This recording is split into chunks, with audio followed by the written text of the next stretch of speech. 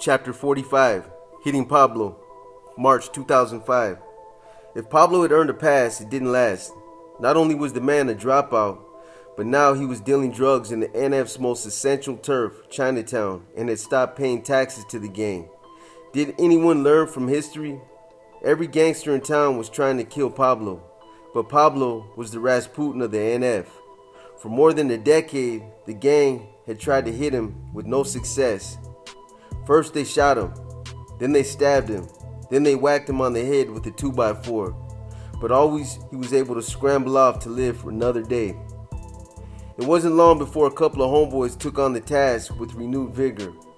They worked out the perfect plot, one that hinged on exploiting Pablo's greatest weakness, the ladies. Only God knew why women all over the county were having his babies. It couldn't have been his looks that had them fighting over his weekly hour visiting at the jail. Yet, they all loved him, and he loved them back his way. The last time Pablo was released from lockup, he moved down to Soledad and kept doing what he always did, talking smack about the gang and selling whatever damn drugs he felt like selling. He was convinced that Providence had an eye out for him.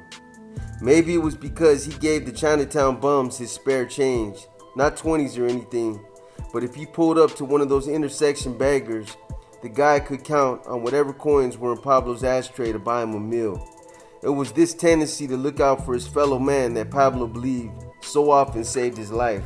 What goes around comes around, he'd say, forgetting for a minute that besides those acts of charity, he'd been caught up in at least one murder and assaulted other affronts to humanity. He believed that good fortune was his birthright, and perhaps that belief led him to throw caution to the wind the night a homegirl called. It was around midnight. It struck him as strange when the girl said she was in Salinas and wanted drugs. He thought, why'd she call me in Soledad when the drugs are in Salinas? I need some drugs, she told him. The only person I know to get drugs is through you. Pablo wondered, why does she sound so desperate? But he ignored his instincts and figured if he could make $50 by getting her a quarter or a half ounce of ice or crank, he would do it. He told the homegirl he'd deliver at 3 a.m. and she asked him to come quicker, so he did. He drove to his supplier in Salinas and scored the drugs. Then he picked up the homegirl, who hopped into his truck and only now informed him that she didn't have the money on her. Pablo thought, what the fuck? She insisted they run up Old Stage Road to collect the cash from some friends. The girl wanted a party, and that idea appealed to Pablo. They snaked up Old Stage as the road grew blacker in the remoteness of the Galabans. His friend guided him to a lonely spot high in the foothills above Salinas. She asked Pablo to kill the lights and park slow and quiet. He considered whether she wanted to do him right there in the truck. He'd just gotten out of jail, and such thoughts wouldn't be far from any healthy man's mind. But real quick, she jumped from the truck, and even her shadow was swallowed by the dark. With the lights of the town far below, a thought occurred to Pablo. Old Stage was where the bodies were dumped. It was outside city limits where no gang murder had been solved since like 1986, if ever. And Pablo was there, waiting and thinking, goddamn, this ain't me, sitting out in the middle of nowhere like this. His homegirl appeared suddenly like a ghost out of nowhere. Pablo felt relieved when she said she was alone. The guys with the money weren't there, she said. Could he take her down to the Rodeo Inn? Pablo had to get the hell off that country-ass road, so he let her aboard, swung a U-turn, and flew back to town. Before he made it to the Rodeo Inn, he ran out of gas, right in front of the Walmart. It was 3 a.m., but Pablo remained calm and called a friend to bring over a gas can. You think he'll get here fast enough? The homegirl asked. Fast enough for what? Pablo wondered, but he didn't say it. He told her he might be in 10, 20 minutes, and she said no, she didn't want to be here that long. She had a warrant on her. Don't trip, he told her. If a cop comes, I'll get off the car and tell him we ran out of gas and that's it. Cops never ask girls for their names or nothing. He didn't know why, but girls were lucky that way.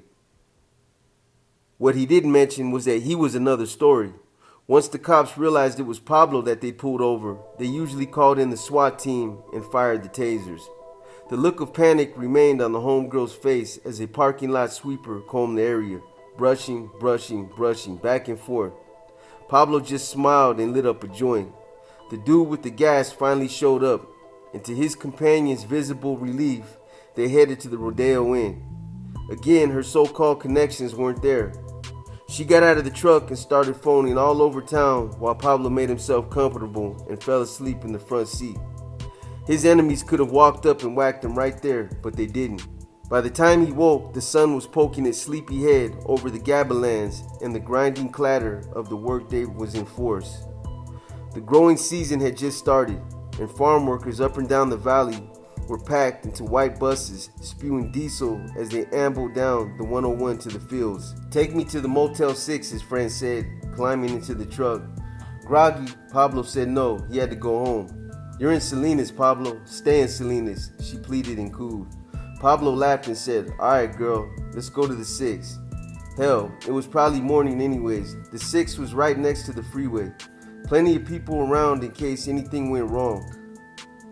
Of course, the disturbing thought was that the 6 was also the NF's home away from home, a place where carnales posted up and partied when their moms and old ladies kicked them out. When they pulled into the parking lot, the girl again bounced from the truck. She came around to Pablo's window and asked him to come to room 258. Pablo looked her over and once more wondered what the hell was this crazy girl up to. No, he said, he didn't want to go to no room 258. This was too much. He was tired. She didn't have the fucking money. He was going to get stuck with the product. He just wasted a whole night. And for what? She appeared desperate. She asked if he could just please follow her around the side of the parking lot.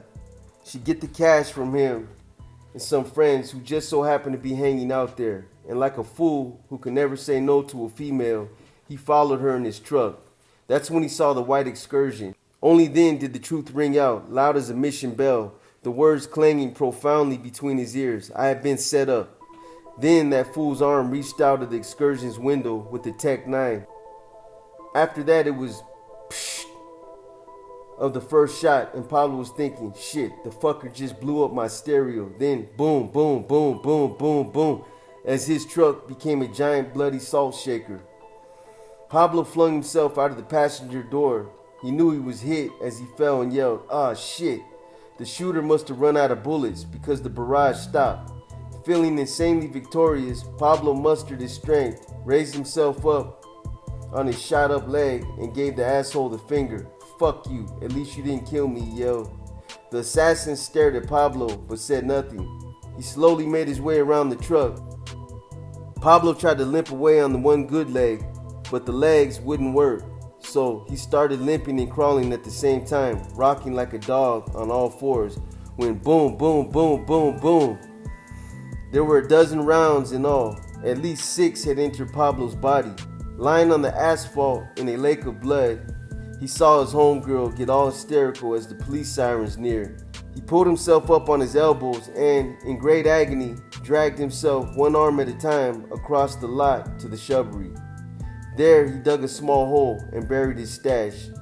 While his homegirl stared in horror, he crawled back to the crime scene in an equally miserable fashion, with a sudden air of repentance. Or was she still playing innocent? The homegirl screamed, "Pablo, don't die, don't die." Rolling onto his back, looking heavenward as she and the pearly sky grew paler, Pablo smiled. He lifted a shaking finger like an old professor and declared, "The main thing is not to panic." People said he was so far gone in the helicopter that paramedics delivered him to the doctors in a half-zip body bag, toe tag already in place. They wrote some weird-ass white guy name on the tag because no one wanted the NF to burst into the hospital and finish the job. 5 days later, Pablo was wheeled out with his leg in a cast, his arm in a sling, and a police escort at his side. No cop wanted a Nuestra Familia bloodbath on Stanford Hospital grounds. The one detectives considered the implications of the Pablo hit. Apparently, Paki hadn't given Pablo a pass after all. Or, as this was more likely, Paki wasn't the new big homie. The team needed fresh sources and intelligence, and more than anything, Reyes believed they needed a telephone wiretap on this bloody crew. With the fields, streets, and parking lots outside turned to battlefields, Reyes was back in the jail, sitting face to face with an inmate. The man was looking at his third strike on an armed robbery charge. He and Reyes had gone to school together, and although the dude wasn't a gang member back in the day, he became a norteño after he went to prison.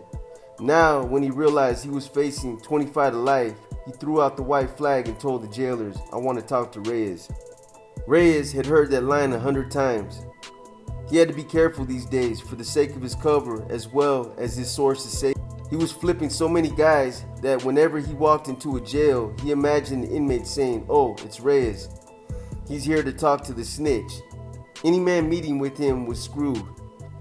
Yet guys still clamored for him as if Reyes was their last hope, a rope thrown over the deck that in their minds could miraculously haul them up to the world of the normal, the law-abiding, the good.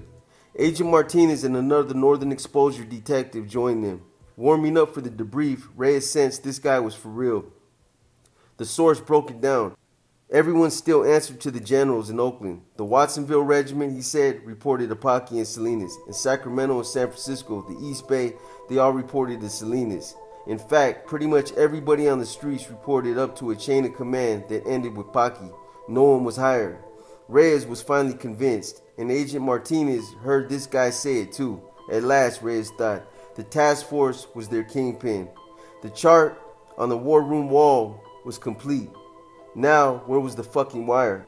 Reyes felt as patient as a 2-year-old while Agent Martinez was in San Jose pleading their case. The team sent him there armed with mountains of new evidence to support several wire warrants. At last, the door opened and Martinez showed his face, but Reyes could already tell. The justice bosses once again said no.